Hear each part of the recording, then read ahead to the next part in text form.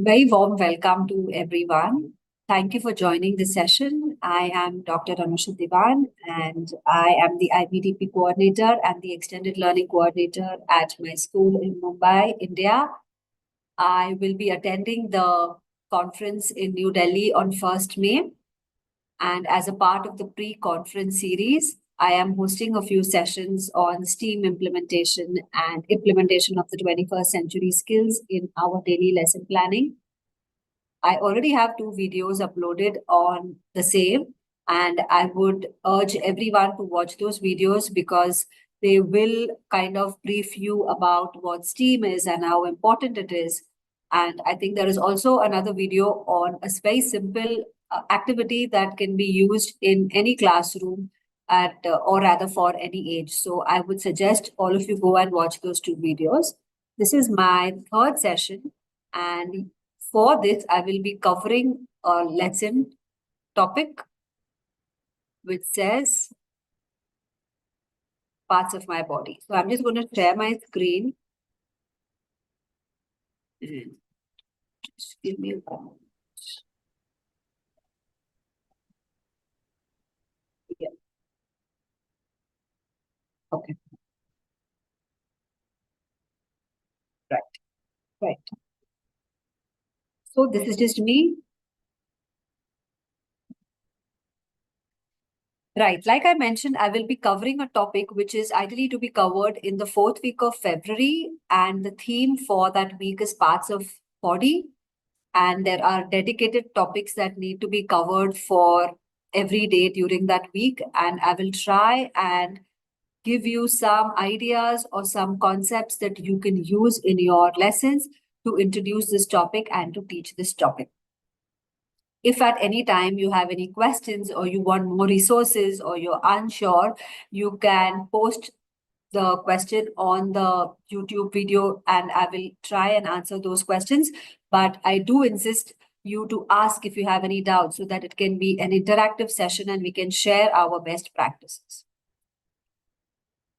For parts of the body, I have divided this entire lesson plan, keeping STEAM and 21st century skills in mind.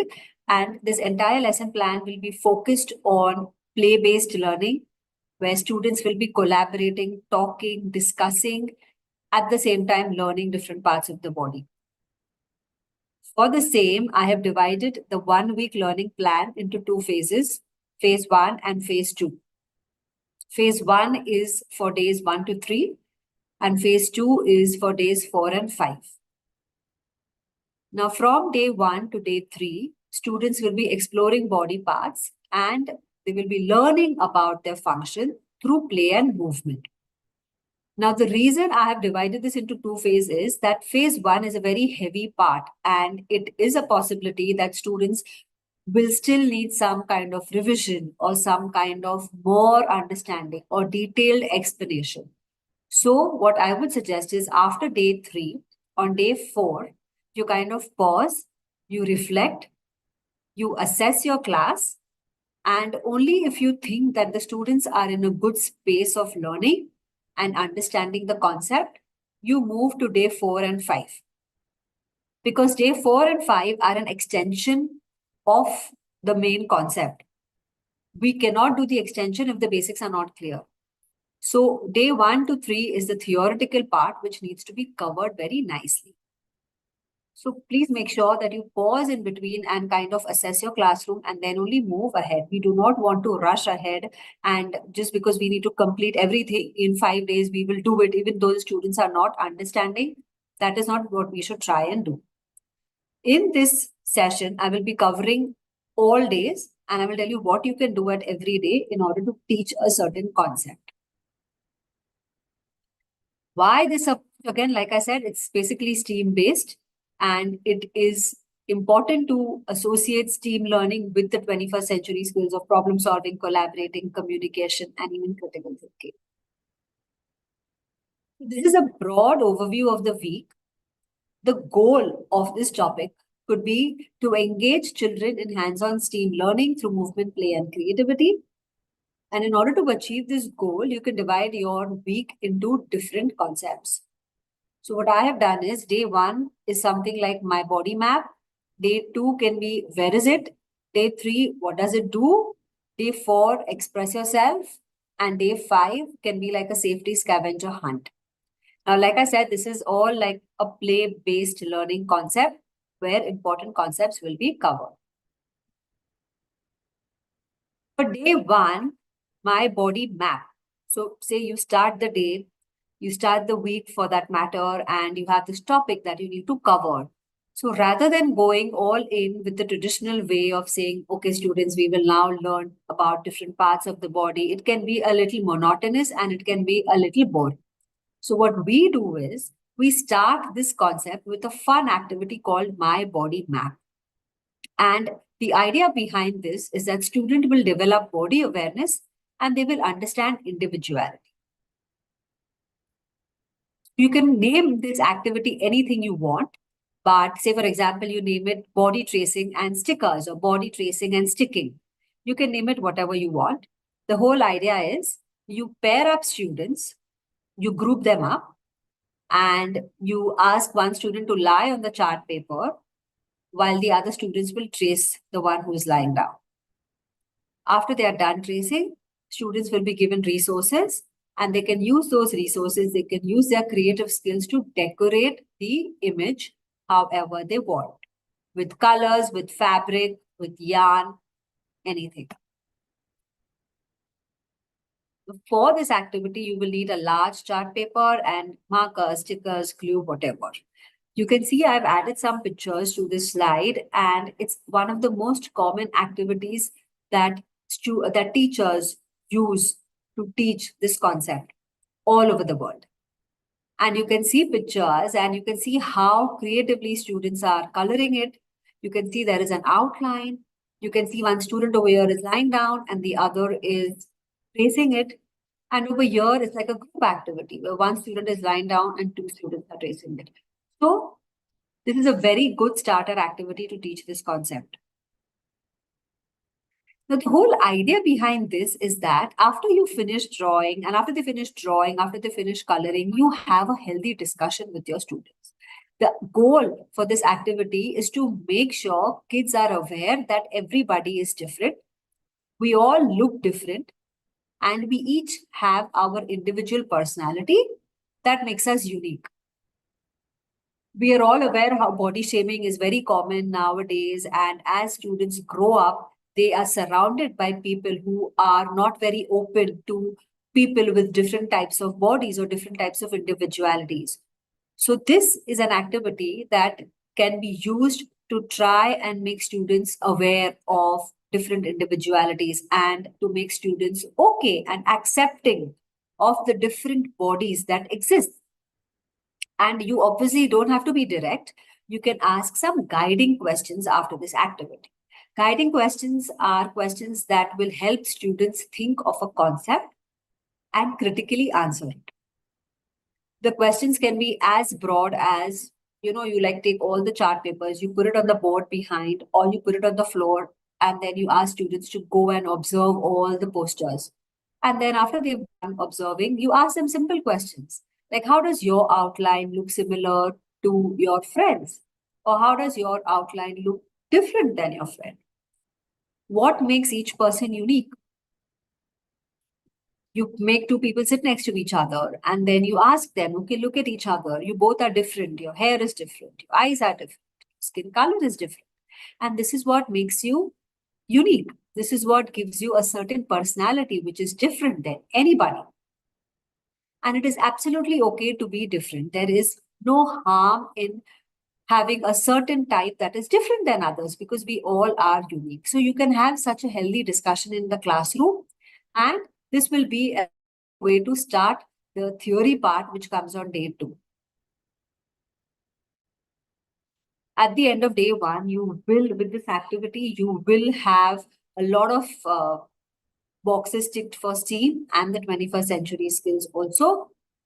There will be use of technology, even art and mathematics, because they will be comparing different sizes. So you can try and use adjectives like, okay, this body or this outline is long, this is short, this is a broader outline, this is a narrow outline. So you can try and use such adjectives also in your basic lesson plan, which will also help you cover other topics. We all know that a lesson plan can never be independent. You have to involve different subjects. So this might be a bio topic, but it will never just be a bio topic. If you plan well, you can put a little bit of English inside, put a little bit of math inside, put a little bit of geography inside as well. So it really depends on what lesson you conduct and how you plan the lesson. At the end of day one, you should have a checklist. Checklist is very important for us as teachers to assess whether the learning has occurred and whether the topics have been understood well by the students.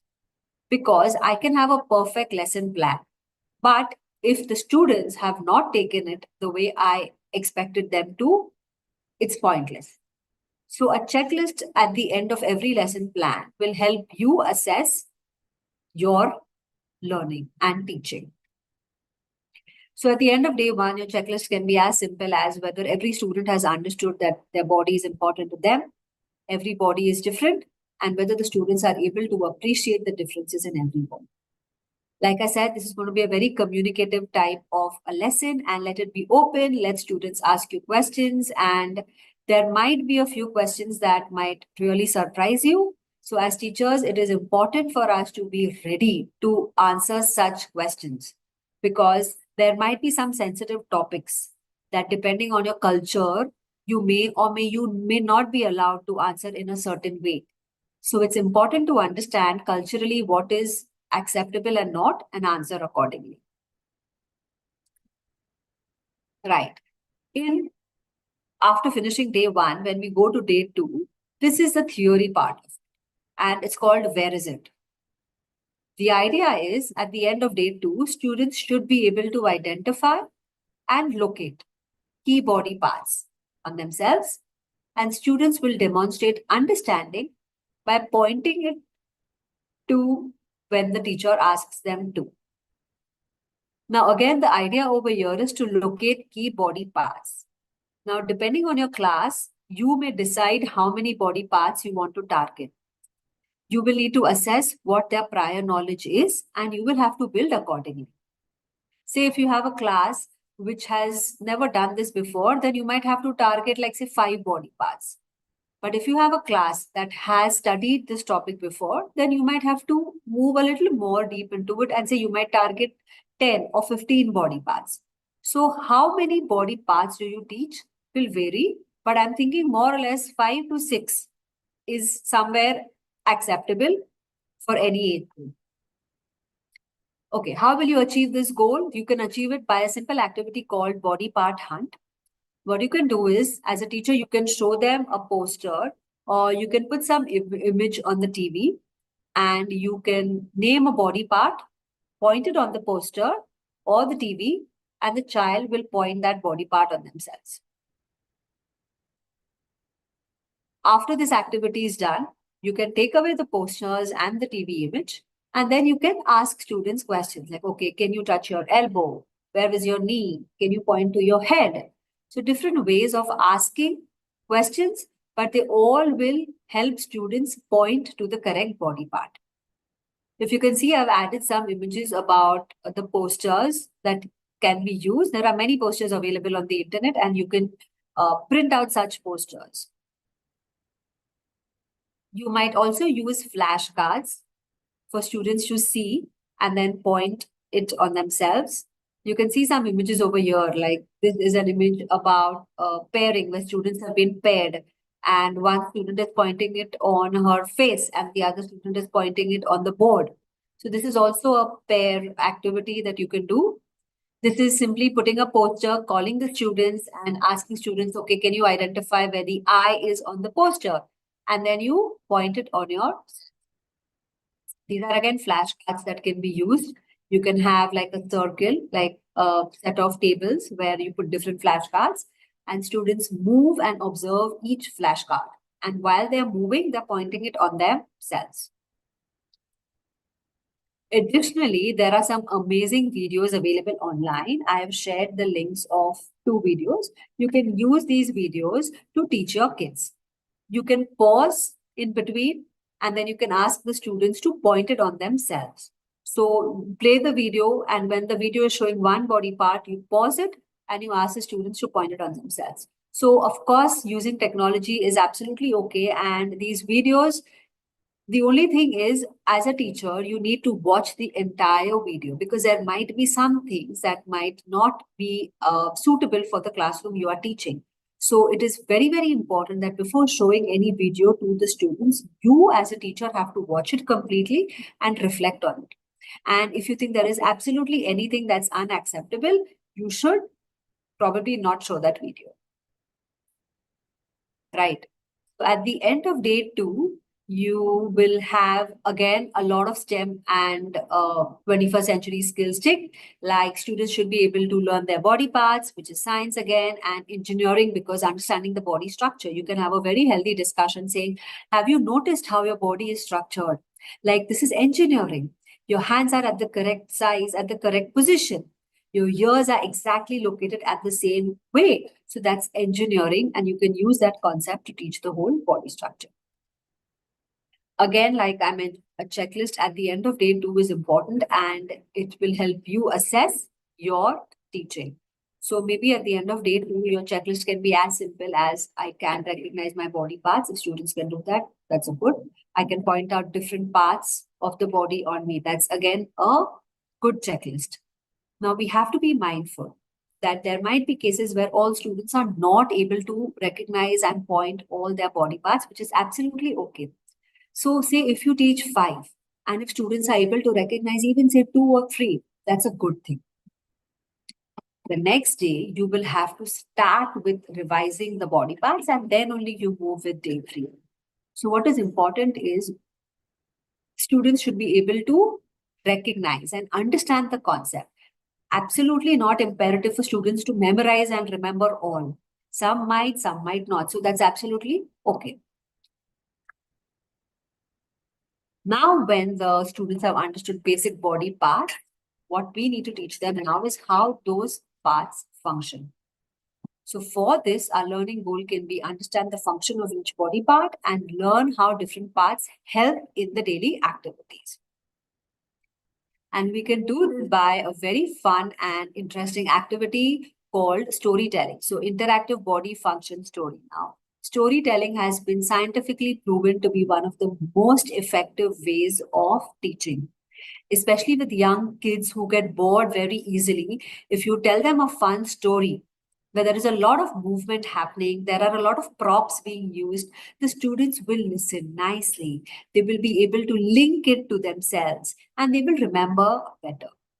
So you can teach the function of body parts through 2 stories. In the first story, the teacher comes and the teacher will start telling a story, a fun story, and where all the students are listening. Now, the story should be specific to the topic you're teaching. So, if it's interactive body function story, your story should include body functions. So, it can be something like basic day in a basic life, like I got up in the morning and I opened my eyes and I saw the sun. So, opening eyes and looking at the sun. So, eyes are helping you see. Then I went to brush my teeth. I held the brush in my hand. So holding is like a function of the hand. Okay. I had water. I couldn't taste anything, but then I had tea and it was sweet. So the students will understand that tongue helps you differentiate between tastes. So like that, you can make your own story. And while you are reciting the story, make sure you point at the organs that are coming as and when. After the first story is over, for the second story, you involve the students. So you tell them that I'm going to tell you a story and I will point it out on me. And then when I point it out, you point it out on yourself.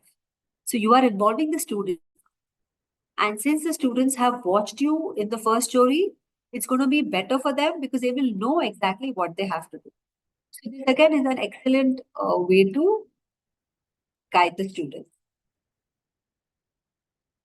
And obviously, as an addition, after you finish telling them the stories, it's a good practice to show them flashcards. And the flashcards will be of body parts with their function. So you can show them the flashcards and the students can identify the function using the flashcards. In the story, for the story, you can make it as creative as you want. You can use certain props that will just help them link it to their real life. So the next day maybe, or whenever, they're doing those activities, they'll be able to link it. Like when they are brushing their teeth, they'll be able to link it to your story, and it just gives them more practical understanding, which is always better for learning. I have made 2 stories and I have attached it to a document. The link is there on the current slide. I don't think you will be able to access the link from the video. I will try and post it in the description box on the YouTube video. But I think if you can use these stories as references and make your own stories, it's an excellent idea. At the end of day 3, students will have achieved a lot of STEM goals. They will be learning about coordination and senses. And when they're moving, they'll be learning about balance. And they'll be also able to express themselves through movement. And then you can count and compare. So they said, I had maybe, I don't know, I had 5 of whatever you have, like for breakfast in your culture, for example. Or maybe I had 2 eggs. So 2. And then I had 1 cup of tea, or I had 1 glass of milk. So counting and linking it to your sensory organs.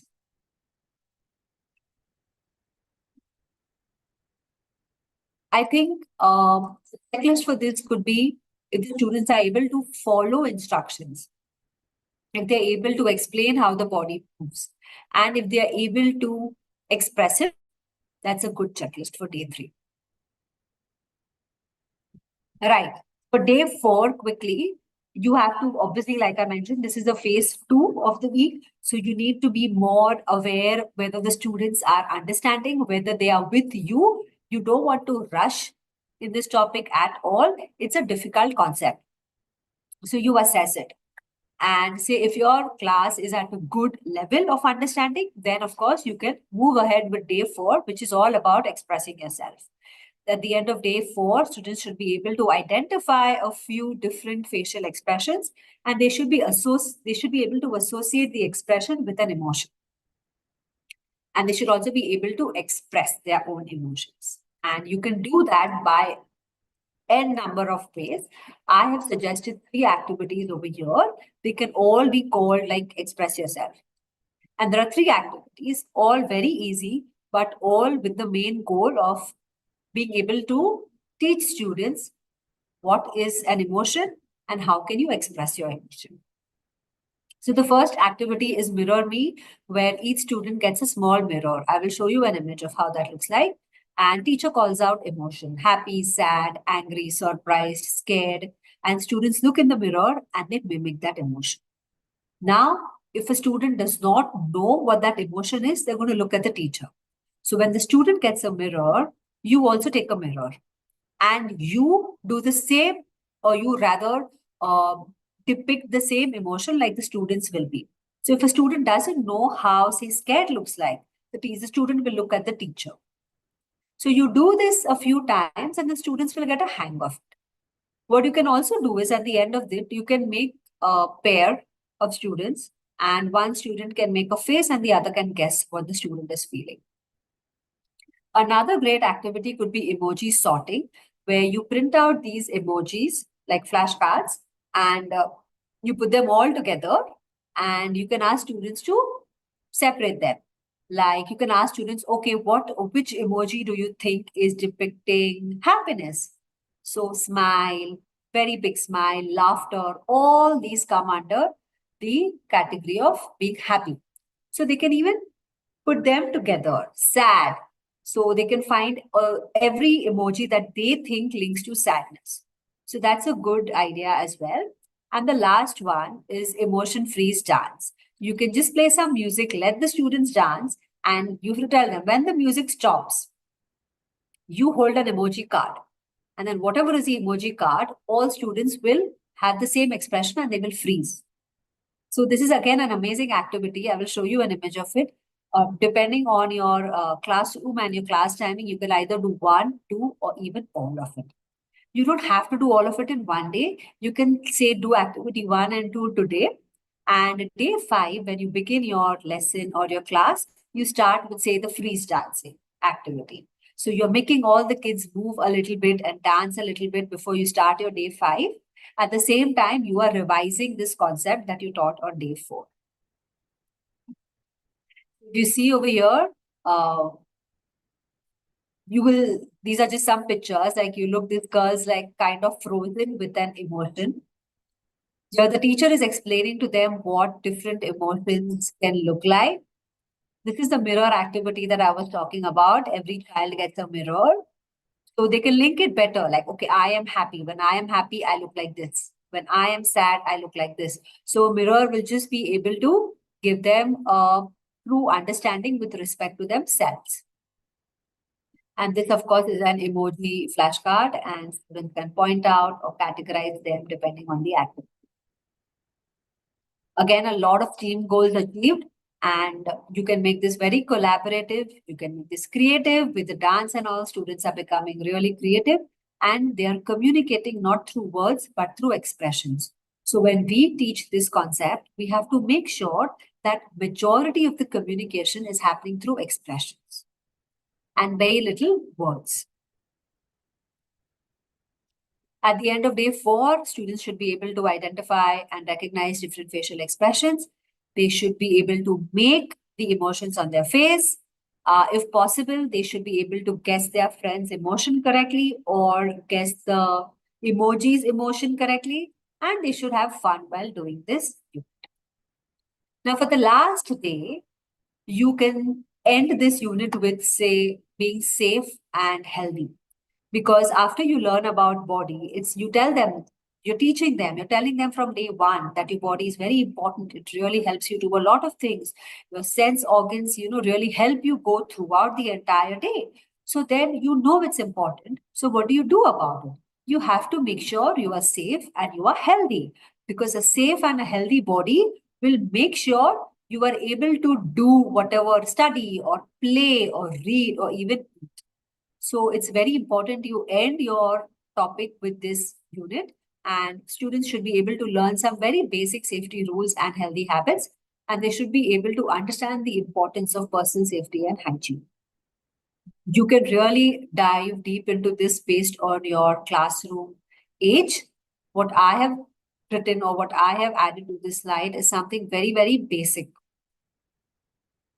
The activity can be called safety scavenger hunt. What you can do is you get a few items of safety or related to safety, like say a helmet, a seat belt, maybe a first aid kit, some soap, some tissues, toothbrush, and you put it all around the room.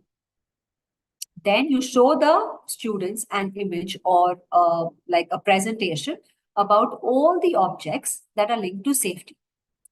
And you tell the students all these things are somewhere in the classroom. You go and you hunt them and you get them. So students will kind of move and they will try and find, and it's going to be very interesting for them. So say they will get all the items. You ask them to get it all on a table in front of you. And when they put it over there, then you start with your lesson, telling them, okay, what have you just got? You have got all things that help us keep safe and all things that help us keep healthy. And then you pick one object by one object, and you ask them, have you seen this in your house? Have you seen anybody use it? Have you used it? What does it do? How does it help you? Keep it an open discussion, and you can teach the significance of each of the objects that you have kept in the classroom. Some basic stuff like helmets and some basic first aid stuff, some tissues, soap. You can add more onto it. You can get really creative and do this activity. Again, students will be able to learn. You can dive into the concept of germs as well. What are germs? Why are they bad? How can we keep ourselves safe from them? You can use visuals to reinforce safety habits. You have amazing videos again. If you need any such videos, you please let me know. I will share it with you. You can identify safety tools and their purpose, like a helmet, a seat belt. What does it do? You can sing and do a lot of role play. Like you can have one child say fall, and then you can make the other person like a doctor or something and say, okay, doctor, how will you do it? How will you help the child? So that you can do. And math again for counting steps. Like how do you wash your hands? For how many seconds do you wash your hands? That's again a very important skill students should learn. At the end of day 5, students should be aware that being healthy and safe is important. They should be able to differentiate between healthy and unhealthy habits, and they should be able to recognize basic safety objects that are mostly available in their house. This was my lesson plan. This was my idea how you can use your week to teach the basic body structure and basic body parts. But in the end, this is your lesson. You don't need to stick to this plan. Please feel free to edit it, modify it, change it to best suit your learners. It can be a very sensitive topic. And like I mentioned, based on your culture, you can definitely add or cut down on some activities or some concepts. But you can definitely use this as a slide. No matter what you do, no matter how you present, just make sure it's collaborative, communicative, and people are having fun. It should be engaging because this is something that if you've done well, you can really link it to the real world application because it's something that they are dealing with every day. So I think you can really go in with the STEAM and the 21st learning century skills in this. If you have any questions, please let me know. And thank you so much for listening to my presentation. And I wish you all a very good day and happy teaching. Thank you so much.